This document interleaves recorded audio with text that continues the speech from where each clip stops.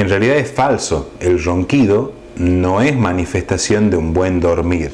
Durante mucho tiempo, incluso hasta la actualidad, muchas veces escuchamos que alguien ronca y decimos, ah, está durmiendo bien.